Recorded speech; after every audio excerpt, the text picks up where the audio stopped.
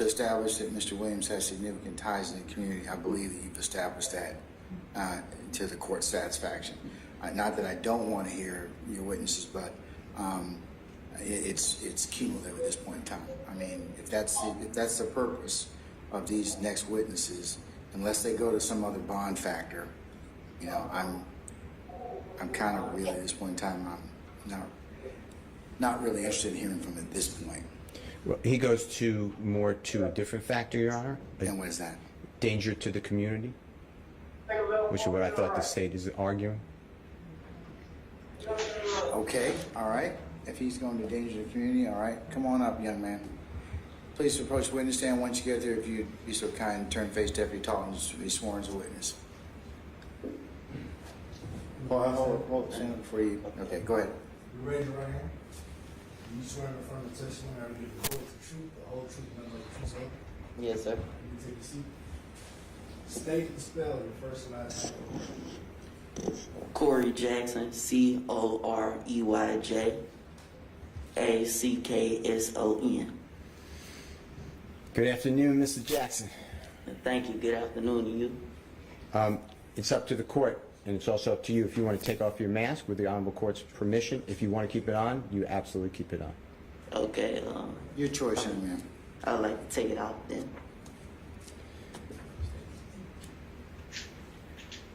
Mr. Jackson, introduce yourself to the court. Tell the court what you do. Well, I'm Corey Jackson. I'm a recording artist, motivational speaker, and actor. And are you in school? Yes, sir. What grade are you in? I'm in the 11th as of right now. And you're 15 in the 11th grade? Yes, sir. How did you do that? Well, I'm homeschooled, and I stay up on my studies, and I work on that. Do you remember meeting a gentleman named Mr. Jeffrey Williams? Most definitely, yes, sir. Do you see him on this Honorable Court's Zoom screen? Yes, sir. And how did you meet Mr. Williams? Well, the first time I ever met him was in the mall. It was in Cumberland Mall. I was probably 8 or 9 at the time. I had first met him with my music, and I approached him, and I didn't know who he was. But later on that day, after I had met him, I found out who he was as far as an artist, and I found out more about him. And then when I really met him and we made the connection, made the bond, was later on when I was like 10 or 11 years old at the time. And were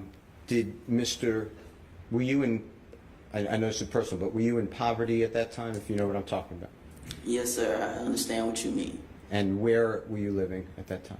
Well, I'm from Jackson, Mississippi originally, so down there it's called Cromwell Street, Shady Oaks, Christian Brotherhood. And is your father in the courtroom? Yes, sir. And other family members? Yes, sir. Okay. Tell this Honorable Court if Mr. Williams ever took you to where he was raised on Cleveland Avenue. Yes, sir, he has. And tell the court what you learned from that and what the purpose was.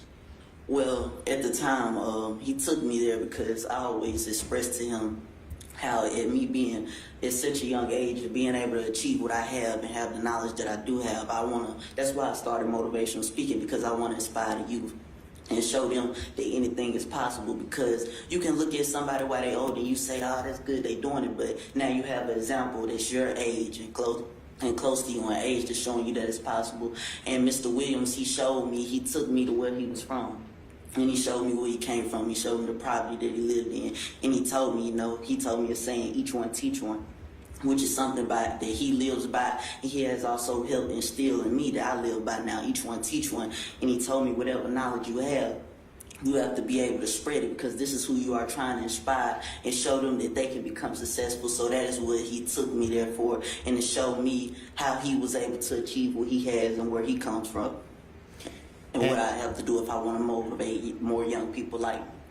And tell this Honorable Court whether you have gone across our country talking to other students, people your age and younger, at schools. Yes, sir, I have.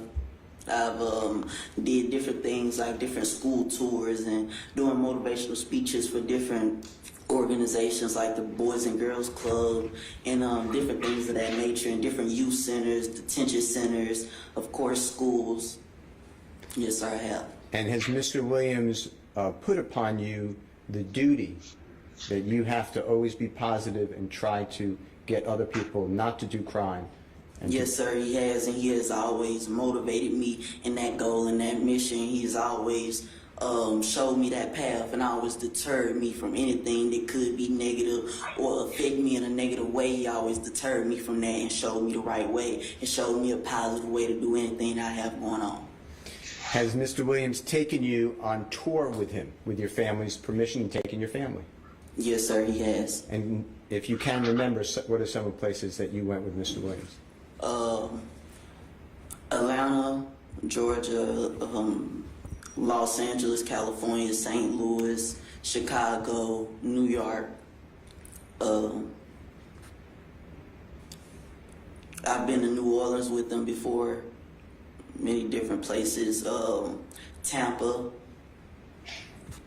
and some more places. It's been a lot. Houston, Texas? Houston, Texas, Dallas, Texas. Okay. And have you been on stage with Mr. Williams and talking to people about all positive, motivating in a positive direction? Well, yes, sir, I have been on stage with them, and we have also made motivational videos with motivational messages. And when you go to schools, is that with Mr. Williams' request? Yes, sir. And what do you tell the other children when you're there? Well, first, I speak on my 5 keys to success, which are hard work, determination, dedication, motivation, and ambition. And I show them how you can utilize, if you are utilizing these 5 keys to success, how you yourself can become successful. And that is also what he helps and he sponsors me with. And when I go through the schools, I also speak on things that aren't at this stage in life taught, because while you're in school, you're going off of your report card. But when you get out of school, you're going to go off your credit report. And that's why I also teach and speak on financial literacy.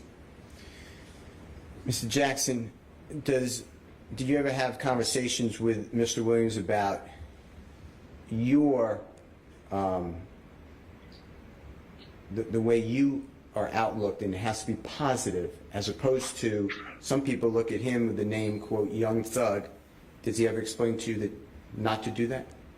Well, actually, we have had conversations, and he has been very vocal about not liking the image that is associated with the name Young Thug, because whenever you picture that, you assume, he's a thug. And that's why we have talked, he has discussed with me how he would like to reevaluate and reshape his image into his name, Jeffrey, and how he would like to go forth with that being his name, and that's what people associate with him, Jeffrey, instead of the image of a young thug.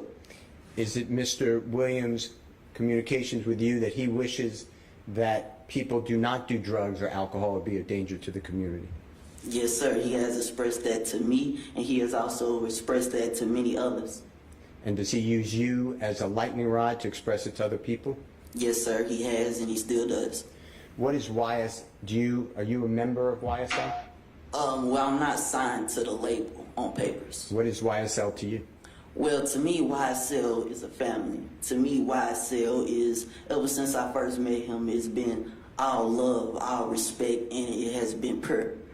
And for me, when we spoke on it, other than, the name of the label, Young Stoner Life Records, I told him my YSL means Young Successful Life, because that's something that he has created. He is a young successful man himself, but also he is helping more young men and young women have successful lives, such as myself, for example. And that's why my YSL stands for Young Successful Lives, because that is what he has done, and that is what he is now creating and showing and putting into the community.